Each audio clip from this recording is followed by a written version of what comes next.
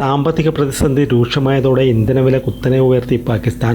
Premium പെട്രോളിൻ്റെയും ഡീസലിൻ്റെയും വില 200% വർദ്ധിപ്പിച്ചത്.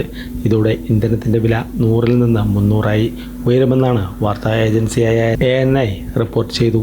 ഇന്ധന വില നിർണ്ണയവും സാമ്പത്തിക നടപടികളും അവലോകനം ചെയ്ത ഉന്നതതല യോഗത്തിലാണ് പ്രധാനമന്ത്രി ഷെഹ്ബാസ് ഷെരീഫ് തീരുമാനം വ്യക്തമാക്കിയത്.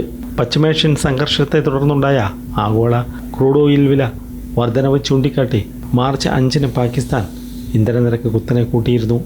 ഇതോടെ പെട്രോൾ വില ലിറ്ററിന് 266 രൂപയിൽ നിന്ന് 321 രൂപയായും ഡീസൽ വില ലിറ്ററിന് 280 രൂപയിൽ നിന്ന് 335 രൂപയായും ഉയർന്നു. വ്യോമയാന ഇന്ധനവില കൂടിയതിനെ തുടർന്ന് മാർച്ച് 10-ന് പാകിസ്ഥാൻ വിമാന കമ്പനികളും നിരക്ക് വർദ്ധിപ്പിച്ചിരുന്നു.